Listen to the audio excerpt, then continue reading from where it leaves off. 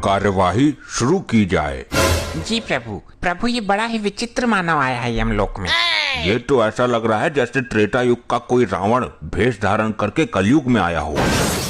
जल्द ही हमें इसके पापों के बारे में सूचना प्रदान करो, इसे तो हम छोड़ेंगे नहीं। प्रभु ये तो फिर भी ठीक है, लेकिन आदि पुरुष वाले रावण को तो एक नंबर का छपरी बना दिया है। प्रभु मुझे दोबारा धरती लोक पर मत फेंकना, मैं यहीं रहना चाहता हूँ। शांत रहो मानव, जब तुमसे प्रश्न पूछा जाए तभी अपना मुख खोलना, वरना अगर प्रभु नाराज हो गए तो तुम्हारे पापों की सजा बढ़ जाएगी। फिर लिविर लिविर करते रहना। जल्दी करिए, आप इतना वक्त क्यों लगा रहे हैं? ये सही में रावण तो नहीं आ गया? वैसे भी दिवाली सीजन चल रहा है, पृथ्वी लोक पर रावण की कमी नहीं है और कलयुग जो आ गया है। प्रभु ये मानव बहुत ही ज्यादा मात्रा में मदिरा का सेवन करता था, फिर अपनी पत्नी और बच्चों को मारता था। अपने ससुराल में जाकर इसने अपने सास को भी लूट लिया और ससुर को कोल्ड ड्रिंक में मदिरा पिलाकर नाले में फेंकवा दिया। जिस जगह ये नौकरी करता था वहाँ इसके अनेक स्त्रियों के साथ प्रेम प्रसंग है। प्रभु मैं क्या बताऊँ, इसकी लिस्ट 1 लाख पन्नों की है।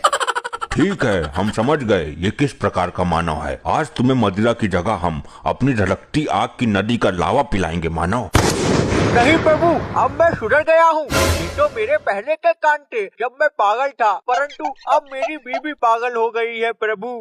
शांत रहो मानव, तुम इतने दुष्ट हो कि अपनी मासूम पत्नी को मदिरा पी के मारते हो। तुम जैसे मानव का स्त्री के साथ नहीं बल्कि चुड़ैल के साथ विवाह कराना चाहिए। प्रभु वो चुड़ैल ही है। इसे शांत करो, अन्यथा हमारे हाथों अनर्थ हो जाएगा। शांत रहो मानव, प्रभु का क्रोध मत बढ़ाओ। प्रभु बताइए, इसको दंड देना शुरू करूं? बिल्कुल, इस रावण समान मानव को पहले यमलोक का धड़कता लावा पिलाया जाए। शीघ्र एक यमदूत ग्लास में लावा लेके आए।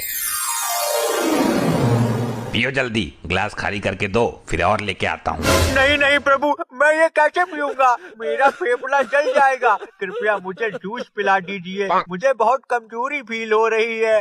मूर्ख, ये तुम्हारा घर नहीं है जो तुम्हारी सेवा की जाएगी। हाँ, तुम्हारे कर्मों को देखकर तुम्हें सजा दी जाएगी। शीघ्र पियो इसे, वरना तुम्हारे हाथ पैरों को बांध के पाइप के जरिए लावा नदी से सीधे तुम्हारे मुंह में फिट करवा दूं। नहीं नहीं प्रभु, पीता हूँ। ये लावा तो कुछ भी नहीं है। मैंने तो एक बार मदिरा समझकर तेजाब पी लिया था और मेरे अंदर का पूरा सिस्टम गल गया था।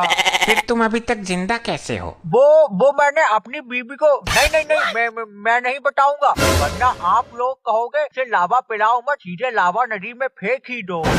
जल्दी देखकर बताओ हमें, इसने क्या क्या किया है अपनी पत्नी के साथ कि ये अभी भी जिंदा है।